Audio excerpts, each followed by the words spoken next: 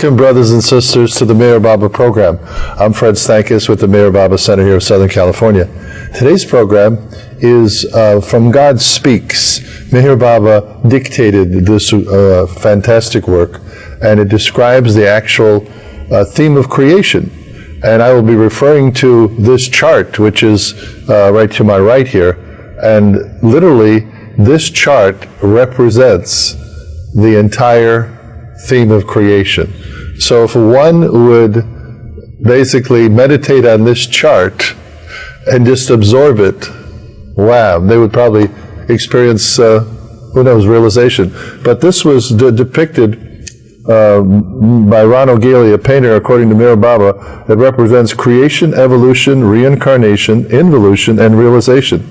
And this is in the book God Speaks. This is a supplement folder that's out. And it basically describes, in the beginning, God is in the beyond state, and then there's the beyond state of God wanting to know himself, so he has the whim, and gaseous forms are there, and then after gas, stone forms, and after many types of stone, metal forms, and after metal, you then go into the vegetable kingdom, and the last most vegetable kingdom type of species then turns into worms. You know, you could imagine how a worm is sort of like a straight line. It's almost like a blade of a root or a grass. But then there's many forms of worms, insect, and reptiles. And these are all evolving. What is evolving is consciousness. And then, of course, species of fish, into the millions of species of fish. And then from fish we go into the bird kingdom, and millions species of birds, and then eventually into the animal kingdom, and then millions and millions of species of animals, until you get almost like, well, here is showing the chimpanzee or the ape, which is, you know, just before the beginning of the long line of reincarnation. So you've come through the beginning of evolution, and now the consciousness has evolved to human being. There's only one life of the soul, as Meher Baba said. And he says at the beginning of God Speaks, which almost sounds just like from the Gospel of St. John. All souls were and will be in the one over soul. Souls are all one. All souls are infinite and eternal. They are formless. All souls are one. There is no difference in souls in their being and existence as souls. There is a difference, however, in the consciousness of souls. There is a difference in the planes of consciousness of souls, and there is a difference in experience of souls, and thus there is a difference in the state of the souls. And most souls are conscious of the gross physical body, and some souls are conscious of the subtle body, and very few souls are conscious of their mental body, and very few souls are conscious of self. We all have three bodies. We're all conscious of the gross body, our physical body, but we also have a subtle energy body and a mental body. If you had the ability to photograph yourself, you know, sometimes people do this photographs where they see a aura around a person. It's actually getting a little bit of the taste of the subtle world, but still that's connected to the physical. But as we continue on with this chart here, now the soul, through many lifetimes as a human in reincarnation, is still a human here, but now the impressions that it is garnered through all these lifetimes are starting to unwind. So in other words, the soul what came in here without any impressions, gained all these impressions of stone, metal, vegetable, worm, insect, reptile, fish, birds, and then animals. So that's why sometimes people will say, well, you remind me of a bird, a dog. People have that innate instinct in them through the evolutionary process. Millions and millions of consciousness, births and deaths. Of course, remember, the births and deaths are illusory. You only have one life, the life of the soul. In the dream of creation, you take another coat, which is another body. Just like you put your jacket on when you go out in the cold, you then take it off. It's almost like you walk into the world with a body and then you leave it without a body.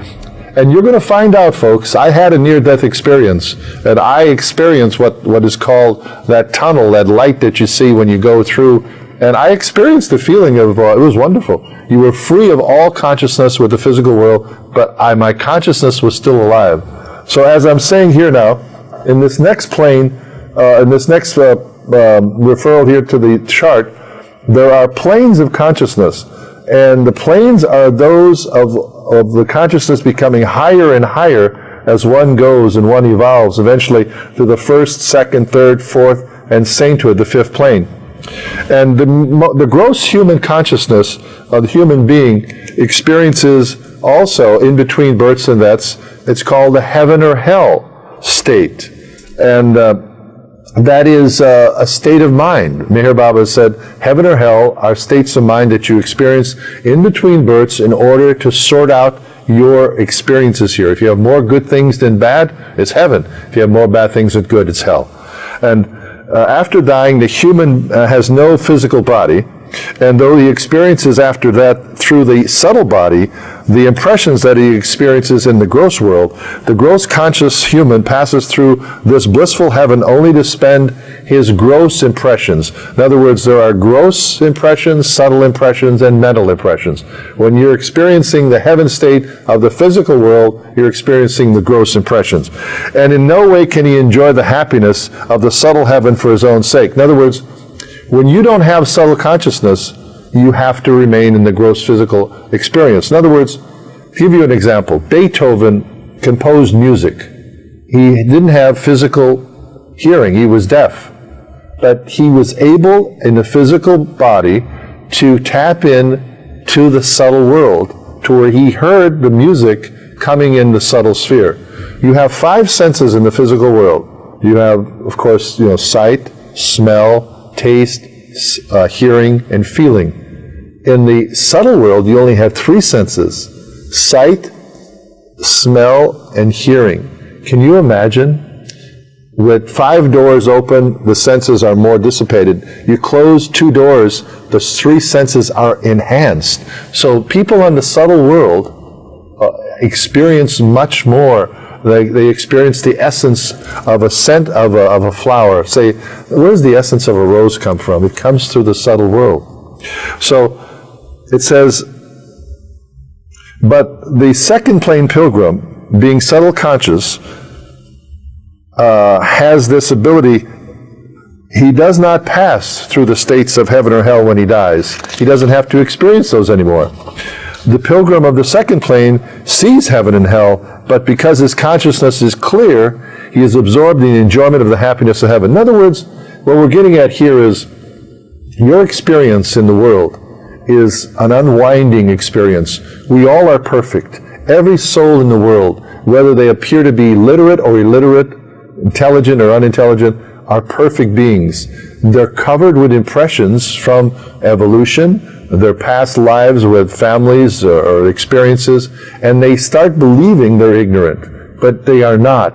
Every soul has the same birthright to have God realization, because look at the miracle of creation. Just stop and look at yourself. Your hands, the veins, the heart. Isn't it funny how you take for granted the heart is beating and giving you life daily, and you don't really realize how the heart is working until maybe you get a heart ailment, or you get sick, or you get palpitations of the heart. Then your mind starts focusing on the pain instead of, just living in the world. See, it shows you how basically we are attracted to our experiences through the physical being. And there's another thing here that is very, very important to know. It says the hell, there's 2 types of hell. There's 2 sections of hell. In other words, and I'm saying again, hell in between lifetimes is a state of mind. There's a higher and a lower hell. Hell is for the beneficial experience of the gross conscious people to spend their excess bad and unnatural impressions collected.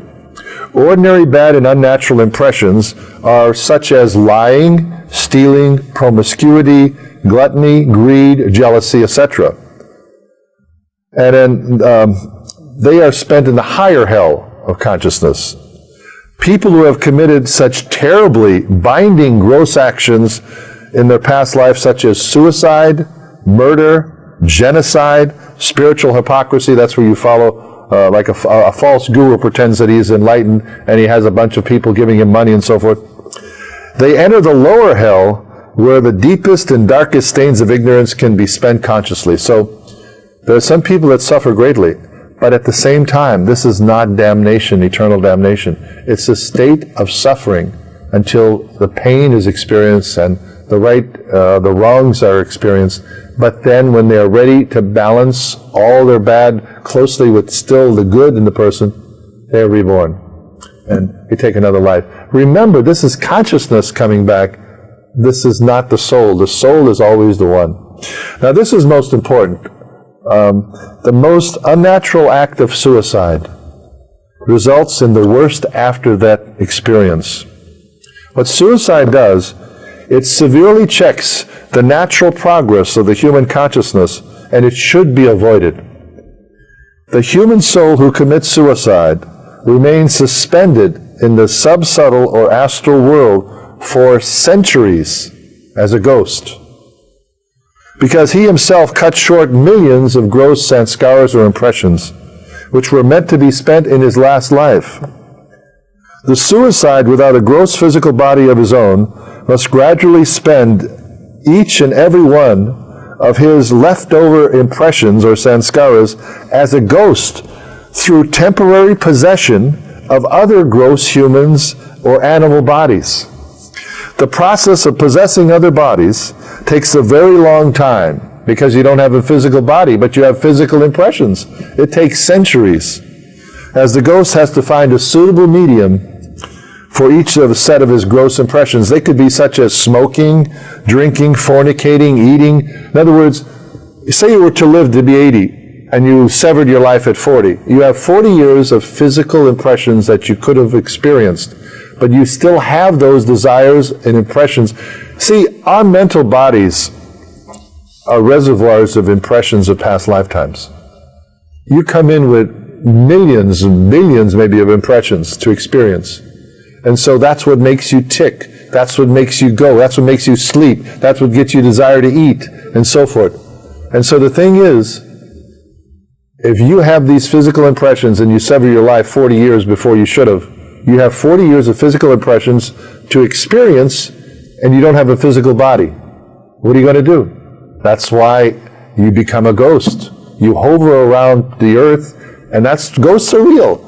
But ghosts don't come just from any kind of thing. Ghosts come usually from suicides, because those are people who are disembodied, who need some medium to possess, and they usually prey on weak individuals, who are maybe a person that drinks a lot, takes drugs, or is maybe very promiscuous, who leaves their subtle energy field open.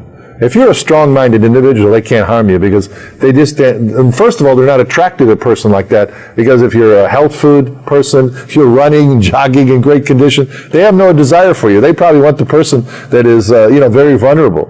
So the idea of it is, but I tell people that, believe it or not, the pain that you experience in this world is well worth going through than severing your life and experiencing that centuries of experience. And suicide is the cause of many unnatural impressions, and the purpose of the human body is quite distorted during extreme unnatural acts of possession. And once the purpose of the human body is distorted, the human consciousness becomes distorted. There is no such phenomena as demonic possession, and demonic entities do not exist. There are good and bad ghosts, just as there are good and bad, high and low, natural and unnatural degrees of human consciousness. It is because of centuries of possessing other bodies to use up impressions that some ghosts are frightening. Actually, their human consciousness has become distorted, and that distortion of consciousness is frightening. It is one part of the work of the avatar and the Sadgurus, the perfect masters, to help ghosts of suicides to use up their sanskaras, impressions quickly, and thereby obtain for them a sufficient balancing of gross impressions to precipitate another human birth. You see that? Baba has said that when the avatars come, they seek out the suicides as ghosts to help them, to give them a push. The compassionate nature of the God-man is one to where he wants to push them out of that plane, and so they could go in and take another form, another birth, and get rid of that ghost-like existence. So when people die, they have a connection with the physical body for, it's about 7 days for a physical world. And a lot of times people, of course, they have, prayer services for them, well-wishers come. That's good to do. But the thing to do is it's also good to wish them bon voyage, have a good trip, because the point of it is they are happy. People experiencing the heaven state, believe it, they're very happy because they're totally detached from this world. When you're detached from this world, you're not limited. You see, in this world, hey, we're limited. We can't just fly wherever we want. We got to pay the bills. We got to fill up the gas tank. We got to earn a living here. We got to put food on the table.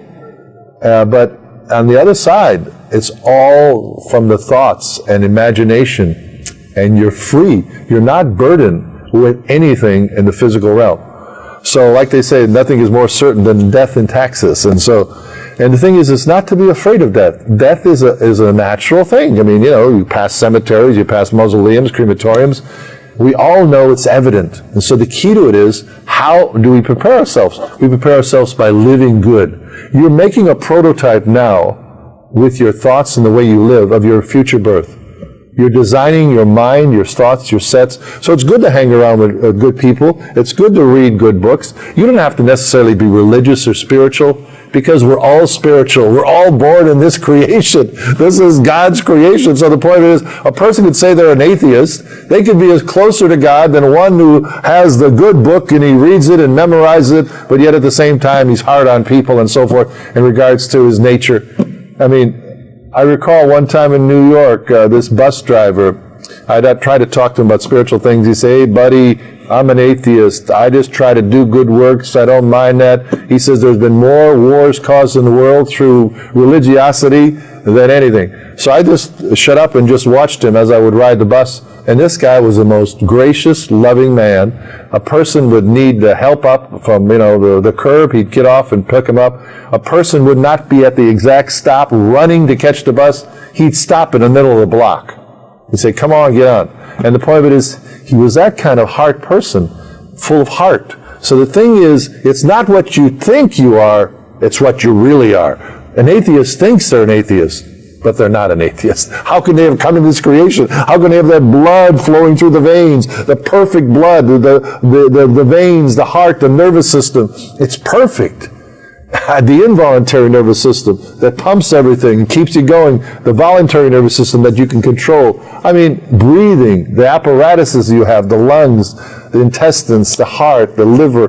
My God, how can one, refute creation? So, the two states of consciousness called heaven and hell are temporary states of mind. For the mind is bound in grossness and are experienced subtly in gross time spans. These states are necessary to review consciously one's most recent past life through the new, good or bad impressions collected from one gross actions. The states of heaven and hell are a great relief for gross conscious human beings after death, as the good and bad impressions accumulated are mostly consumed in either state, thereby balancing the individual's consciousness. It is this relief from one's own good or bad impressions, if were not existent, it would be impossible for any human to progress towards involution. And it would take so long to spend the gross impressions that are embodied. Once relief is experienced, the person can distinguish in this state good from bad or natural from unnatural. And the consumption of both good and bad impressions balances the consciousness. If the opposite impressions balance while in human form, one becomes God realized. While if they nearly balance disembodied in heaven or hell, one simply takes another birth. Isn't that something to realize? If you physically on earth can balance your good and bad impressions on you could say your ledger, you can be God realized, which it's almost utterly impossible. Because what are good impressions? I mean, they say that impressions in the world as you live in, you first of all got to realize the world is like what Shakespeare said, it's a stage. But if you start thinking this stage is real, and that I'm going to be a really righteous person, and I'm going to be a vegetarian, and I'm not going to associate with meat eaters, and I'm not going to wear leather. And hey, that's a good trip to be on for a while. But then what happens is, you then have to realize that you're alienating other brothers and sisters from you that may be meat eaters. Oh, sure, okay, all right. You'll say, well, the people I hang out with are cool, they're vegans and whatever, and they're nice and so forth. That's fine. But at the same time, you have to be well-rounded. So you could develop what they call a golden chain on your leg, which is, I'm the goody two-shoes person, I do only good things, so forth, which is fine. But the same thing is to be totally rounded and balanced to where you can accept all. Like Meher Baba usually would eat vegetarian food, but when he came to the United States, somebody offered him fish.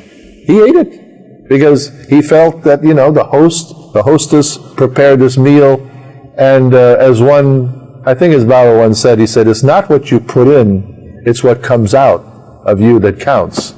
And so, I mean, it's sure, in these days and age, with all the hormones and everything else that are put into animal foods and so forth, I would say that it's probably wise to eat a non-red meat diet for sure.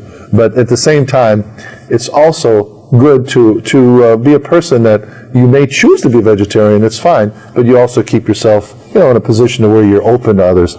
So, and it says here, if the disembodied soul almost balances their impressions, good and bad, in the afterlife, they still have to come back. They come back again. But you keep dissolving your impressions as you go along. That's what, when we go back to this chart, as we look at Meher Baba walking in Ojai, that is Meher Mount in Ojai, California, 1956. He's with this lady, Agnes Barron, who used to be the lady that took care of Ojai. And the Meher Mount retreat up there. You can go to the Meher Mount retreat, by the way. It's available. You can take this number down, 805-640-0000. Call Ray and Elizabeth, the caretakers up there. They'd be happy to give you the visiting hours. It's a wonderful place. It's isolated from Ojai, about 10, 12 miles out of town on the Sulphur Mountain. And it's a beautiful place to visit. And Baba visited, and this footage indicates him coming out from this tree. They call it the Baba tree, and it's still there. And it's weathered fires and everything else.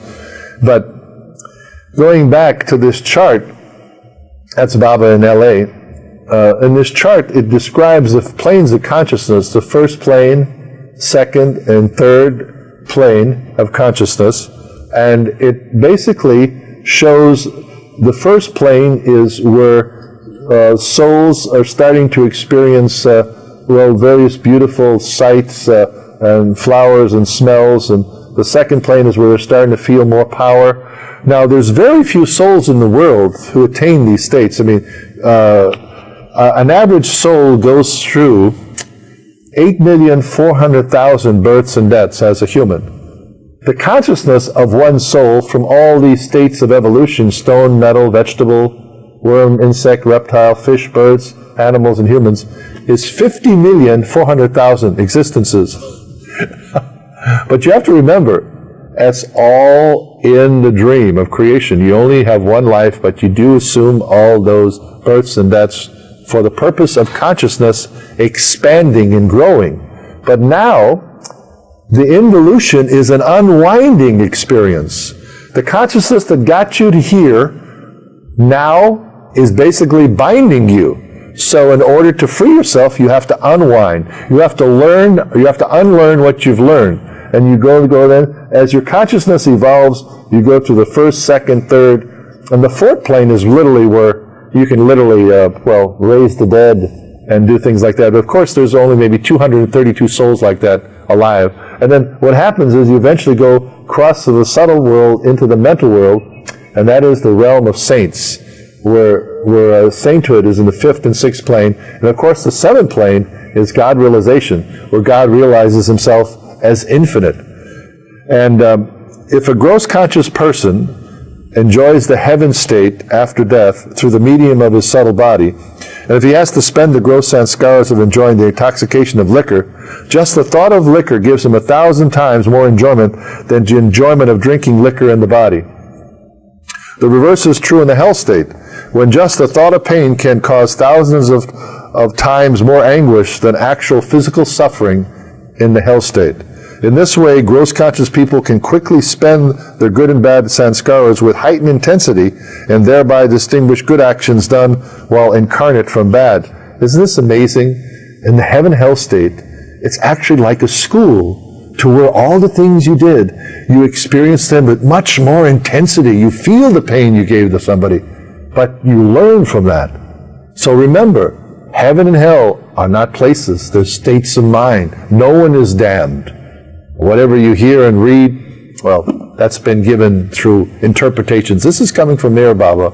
Meher Baba is recognized as the God-man of this age. 1894, February 25th, 1894, dropped his physical form on January 31st, 1969. There's a place of pilgrimage in India, and you could contact the Meher Retreat Center, Spiritual Retreat Center in India.